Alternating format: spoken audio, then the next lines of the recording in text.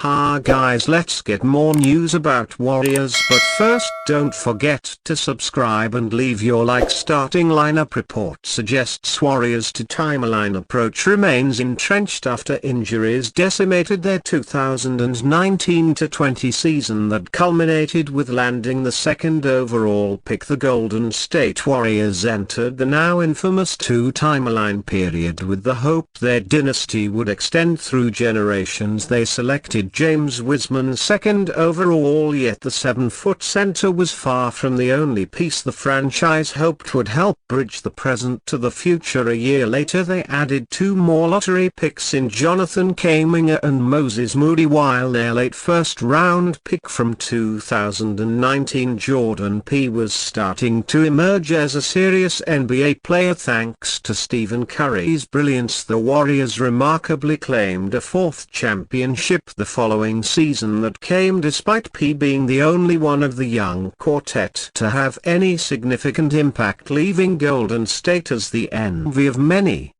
given they were about to add three talented recent lottery picks to a title team. Instead, the idea created far more problems for the franchise. Wiseman turned out to be a bust, and both Kuminga and Moody often struggled to earn the trust of head coach Steve Kerr. He remained an important player the following season, but he was undoubtedly impacted by the altercation with Draymond Green in training camp that left a gloomy darkness hanging over the team. In the space of 5 months last year, Wiseman was traded for Gary Payton II and P for the now 39-year-old Chris Paul. Many deemed that the death of the two-timeline idea. Turns out they were wrong. If there's anything positive that could be taken from the Warriors missing the playoffs last season, it was the development of their young players that seemingly reignited the two-timeline approach. It took time and some leaking of unhappiness to the media, but Kuminga finally started to receive consistent playing time and subsequently broke out into arguably the team's second-best offensive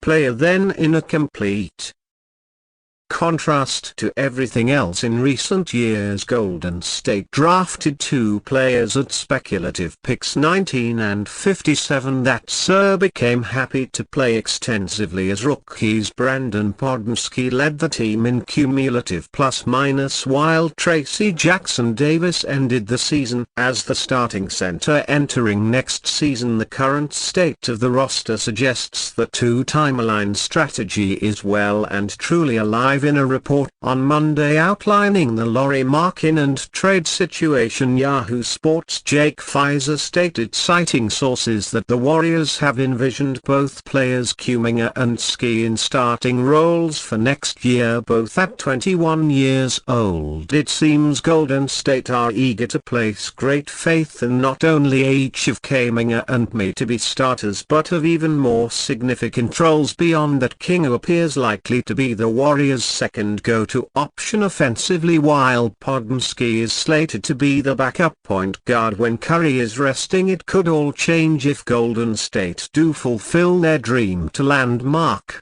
and NV at trade, but all recent reporting suggests they're unwilling to use Podmski to do so, and that the Jazz don't overly value Kuminga given his extension eligibility. It's unlikely that the Warriors will be able to get Marin, and as a result, yet if they somehow do, there's a fair chance that the 2023 All-Star joins a starting five that still retains both young players starting to 21 years olds alongside a 36 and 34 years old. Is a bold move. Has it ever worked to a high level in the NBA? Regardless of the answer, the Warriors appear keen on making it happen in what would be the latest iteration of this audacious to-timeline approach. Warriors' offer for Lauri Markkanen revealed, just as it did with Paul George months prior, the Golden State Warriors' dream of trading for All-Star forward Lauri Markkanen has died. While the Warriors had plenty of conversations with the Utah Jazz about the sharp-shooting 7-footer, no trade materialized that led to Markkanen informing the Jazz that he would like to stay with the organization, and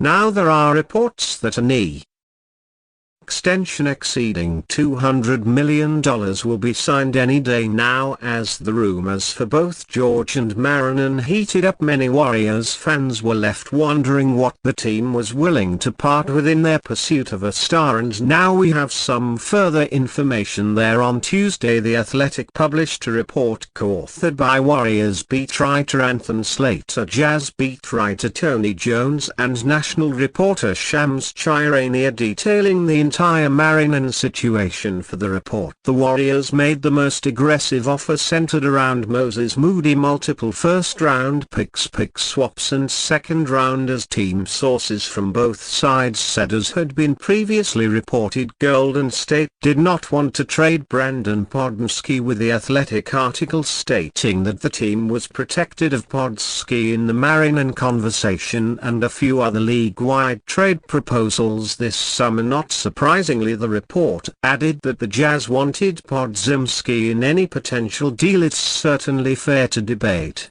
if the Warriors are clinging too tightly to Podolsky, but then again, if they think that he's a special player, a very justified thought. Why give up so many years of team control, 3 of which are very affordable, just to trade for another special player who was owed significantly more money? And of course, just because the Jazz wanted Podolsky doesn't mean that they would have made that trade had Golden State subbed in Pods. They might have needed that to start the talks, but needed a lot more to end them. Either way, we have some idea as to what the Dubs are willing to part with as they chase a star to share the court with Steph Curry and Draymond Green. It just doesn't seem likely to be enough wherever they look. NBA rumors Warriors trade plans after Lauri Markkanen failure emerges. Lauri Markkanen will soon be taken off the trade market once he signs his contract extension with the Utah Jazz. The Golden State Warriors were among the primary suitors for a trade for the finished star. Now they'll have to pivot. The Jazz